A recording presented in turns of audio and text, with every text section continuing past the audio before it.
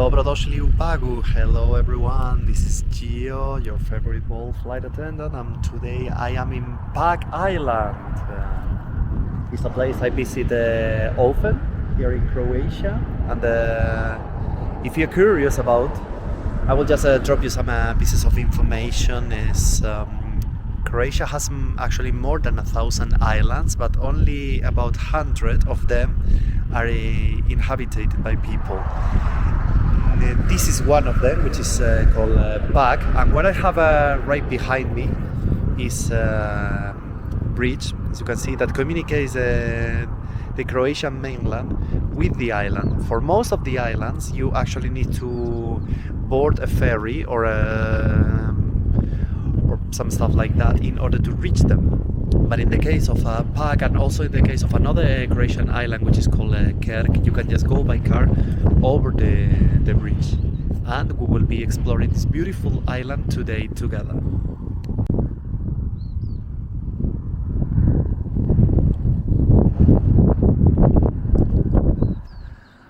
So we are in the island, and there, the piece of land which is right across the bridge is the Croatian mainland.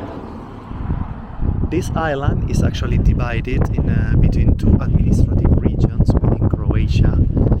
So part of the island belongs to the region of Lika, and another part of the island belongs to Dalmatia. And yes, Dalmatia is where the famous dogs, Dalmatians, come from, but also people living in that region receive the same name. But look at that. Something you should keep in mind is that the Croatian coastline is actually very sinuous. It has a lot of caves and a lot of gulfs all along the surface, and it makes it unique.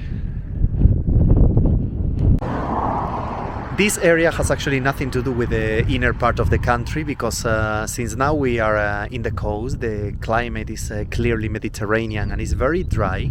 You basically see no vegetation here in the island, while in the inner part of Croatia you can find a typical continental weather with very deep forest. Actually is green all over the place, while here, as you can see, is completely the opposite.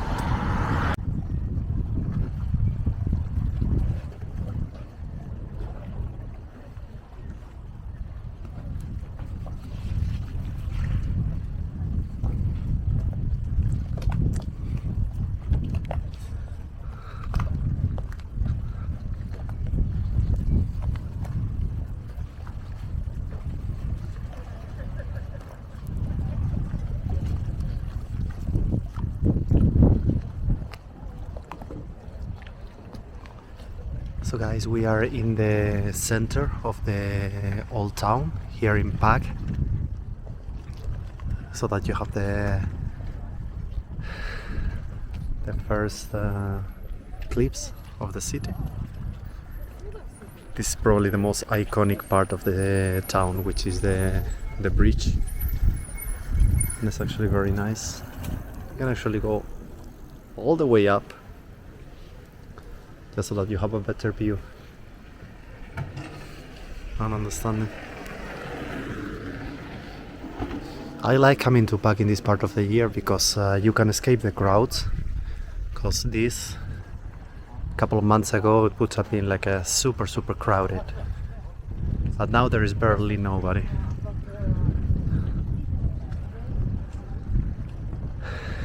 Look at this. I think whoever decided what the paradise would look like was definitely thinking about this island.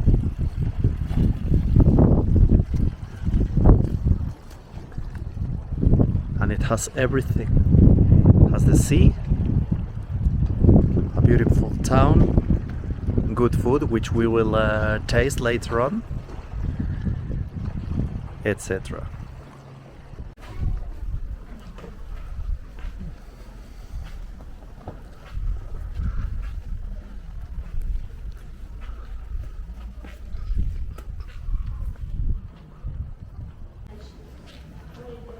So guys, we are now walking along one of the typical streets in this Dalmatian region. So wherever you go to Zadar, Split or Dubrovnik, you will have plenty of streets like this one, and in my opinion they're actually very nice. Look, you feel like in the Middle Age. Everything's made of stone, it reflects the sun, etc. And guys, something that cannot be missing in any Dalmatian city, which is the beautiful main square,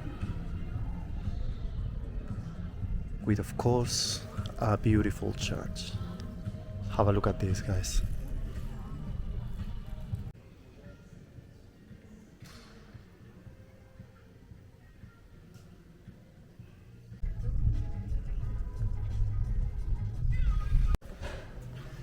That post you could see in the previous clip was indicating us when the city of Pag was actually founded, which was in 1443, so we are talking about a very old town.